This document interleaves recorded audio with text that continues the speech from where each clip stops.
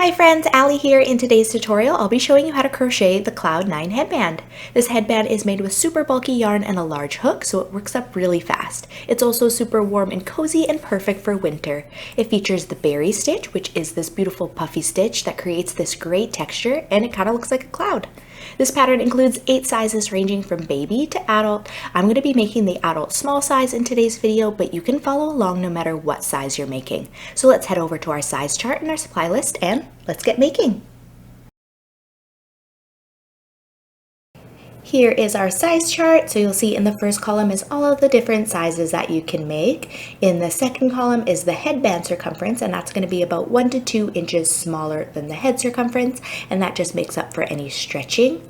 In the third column is the width or the height of the headband. So the smaller sizes are going to be about 3 inches and the larger sizes are going to be about 4 inches. In the fourth column is the number of stitches that you're going to need to work across for your size. So I'm going to have the instructions written up on the screen, but I'm not going to have the stitch counts, seeing as there's so many different sizes. So you're going to want to remember or write down how many stitches you need for your size. Now you can adjust the size if you want. All you need to do is work an odd number of stitches across. In the next column is how many rows you're going to need to work for your size. So again, if you want to adjust the width or the height of your headband, we're going to be working a 2-row repeat, and you can repeat those 2 rows as many times as you'd like to get your desired width or height. And in the last column is the yardage, so approximately how many yards you're going to need for each size. If you want to check your gauge, I'm going to leave the gauge pattern down below in the description box. And now let's head over to our supply list. For this pattern, you're going to need super bulky 6-weight yarn. I'm going to be using Lion Brand yarn Wool Ease Thick and Quick in the color mustard. You're also going to need a 9mm or M hook, scissors, and a yarn needle. For row 1, we are going to work a foundation single crochet row. So you're going to want to start with a slip knot on your hook. If you want to just work a regular foundation chain and then single crochet back into it, that is fine as well. To work a foundation single crochet, you're going to chain 2,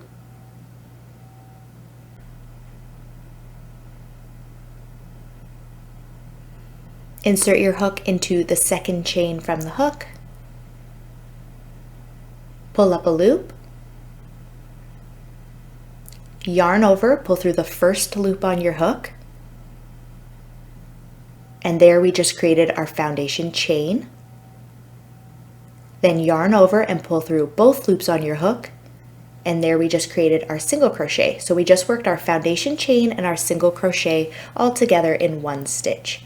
So now we're going to repeat this across until you reach as many stitches as your size needs. So insert your hook into that chain we created there at the bottom, making sure you're in 2 loops. Yarn over and pull up a loop. Yarn over, pull through the first loop on your hook, and there is our next chain. Yarn over, pull through both loops on your hook, and there's our single crochet. To show you again, insert your hook into the last chain that we created there at the bottom, making sure you're going into 2 loops. Pull up a loop, yarn over, pull through the first loop on your hook, yarn over, pull through both loops on your hook. Insert your hook into the chain at the bottom, pull up a loop, yarn over, pull through the first loop on your hook, yarn over, pull through both loops on your hook. So you're just going to keep repeating this across until you reach the number of stitches that your size needs. So I'm just going to continue on, and I'm going to catch up with you when I reach the end of row 1.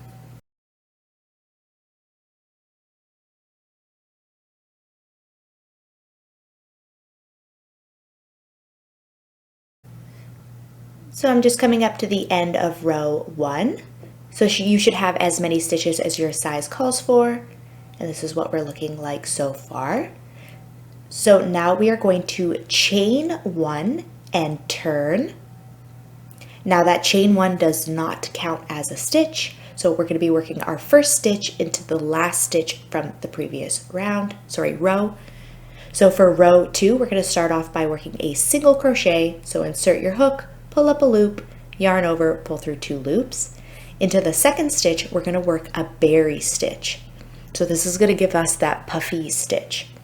So to work a berry stitch, you're going to yarn over, insert your hook into the next stitch, pull up a loop, yarn over, and pull through the first loop on your hook. Then yarn over, insert your hook back into the stitch, pull up a loop, then yarn over and pull through all 5 loops on your hook. We're then going to single crochet into the next stitch, and that's going to help kind of bump out our berry stitch. So on the side we're working on now is going to be the wrong side because you can't really see the stitch, but then on the opposite side you can see the berry stitch popping out there. So that's going to be the right side of our headband. So now we're going to berry stitch into the next stitch. So yarn over and insert your hook into the next stitch, pull up a loop, yarn over, pull through the first loop on your hook, yarn over, insert your hook back into the stitch, pull up a loop, yarn over, pull through all 5 loops on your hook. There's our berry stitch, and then we're going to single crochet into the next stitch.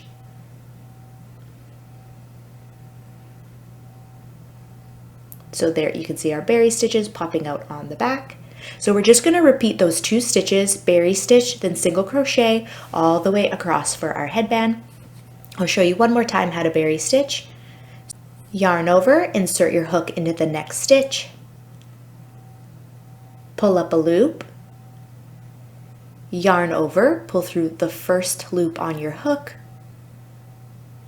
yarn over, insert your hook back into the stitch, pull up a loop, yarn over, pull through all 5 loops on your hook, and then single crochet into the next stitch. So we're just going to keep repeating that all the way across for row 2, berry stitch into the next stitch, and then single crochet into the next stitch.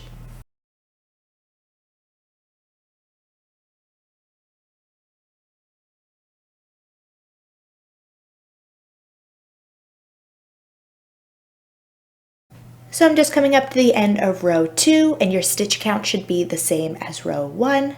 So this is what we're looking like on the side we just worked on, but if you flip it over, there you can see all of our beautiful berry stitches. So this is going to be the right side of our headband, and then the other side is the wrong side. So now we're going to chain 1 and turn, and now we're on to row 3. And for row 3, we are just going to work 1 single crochet into each stitch across.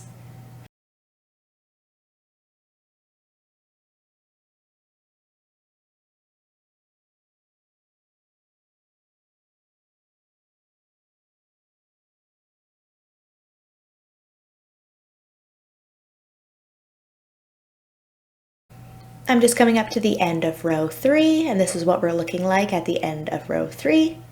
So we're going to chain 1 and turn, and now on to row 4. And now for the rest of the pattern, we're just going to be repeating rows 2 and 3 all the way up until we reach our desired width. So I'm going to show you one more time how to do those 2 rows. So for row 4, we're going to repeat row 2. So we're going to single crochet into the first stitch, berry stitch into the next stitch,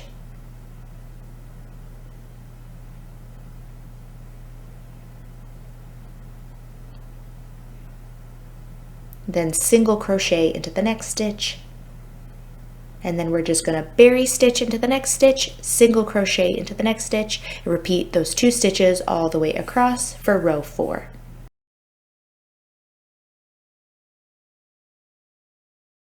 I'm just coming up to the end of row 4, so your stitch count should still be the same. We're going to chain 1 and turn, and now we're going to repeat row 3. So for row 5, we're just going to work one single crochet into each stitch across.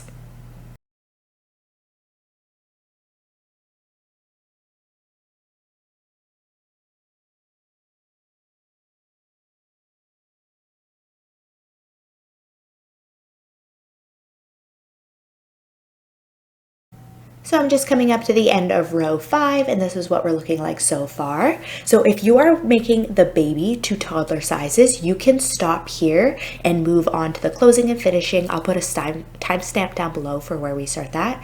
If you're making the child to adult sizes, we're going to repeat rows 2 and 3 one more time to get our headband to be about 4 inches wide. Now, if you want to make your headband any wider, you can repeat rows 2 and 3 as many times as you want to get your desired width. But I'm going to repeat one more time. So I'm going to repeat rows 2 and 3 one more time, and that's going to take me to the end of row 7. So I'm just going to continue on, and I'm going to catch up with you at the end of row 7.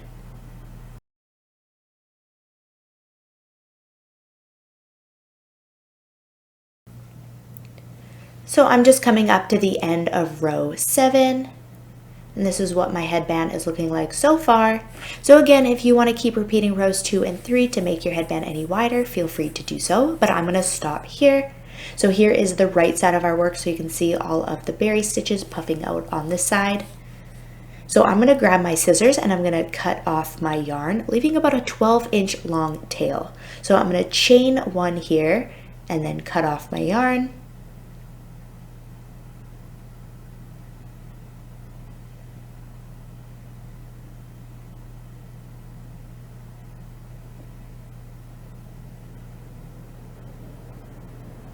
And then I'm just going to pull that through with my hook.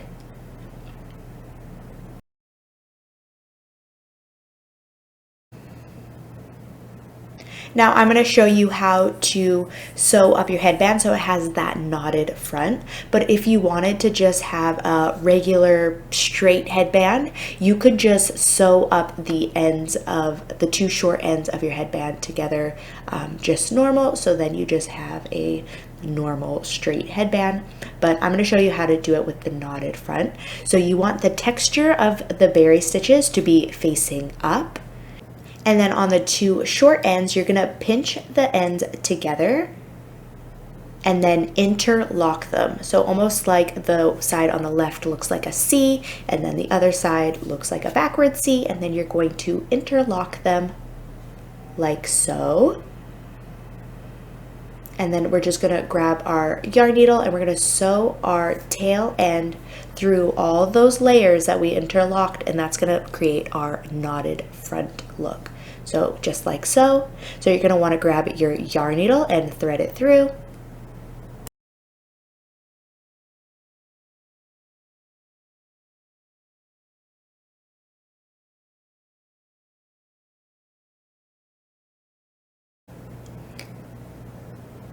So just make sure that you have them interlocked nice and tight and that the edges of the stitches of each row is pointing up. And we're just going to be grabbing the very edges of the stitches when we sew through them. So I'm just starting at the top here, and I'm going to go down through the next row and all the way through, grabbing the edge of each stitch of each row on the ends of our headband and going down all the way through. And then I'm going to bring my needle back up to the top and go down again. So that's how we're going to be working a whip stitch. So starting at the top, working down through all 4 layers. I'm just trying to grab the edges of the stitches, going all the way down, pulling tight, and then going back up to the top and repeating. And we're just going to do that all the way across, making sure you're getting through all of the layers.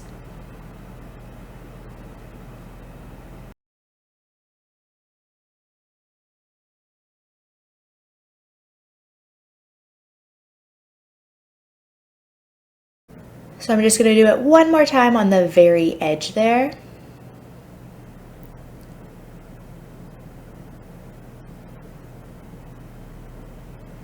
And then when you've made it all the way across, you can tie off your yarn, securing it with a few knots. Since I still have my tail end there from the very beginning of my headband, I'm just going to tie it to that to secure it. If you don't have that end there anymore, if you already weaved it in or something, then you could just tie a knot to itself, and then you can cut off your yarn and weave in your ends. So now I'm just going to weave in my ends. So I just finished weaving in all my ends, so now I'm going to flip my headband so it's right side out. You may need to maneuver it around a little bit to get your knot looking nice. But there we are. Here is our Cloud 9 headband. Thank you so much for following along with this tutorial. I really hope you enjoyed it. Don't forget to tag me in your photos on Instagram so I can see your finished creations. You can find the ad-free, easy-to-print PDF version of this pattern in my Etsy shop and on Ravelry. You can also find the free written version on my blog, theturtletrunk.com. I'll leave links to all those down below. Don't forget to subscribe, and thank you so much for watching. I'll see you guys next time.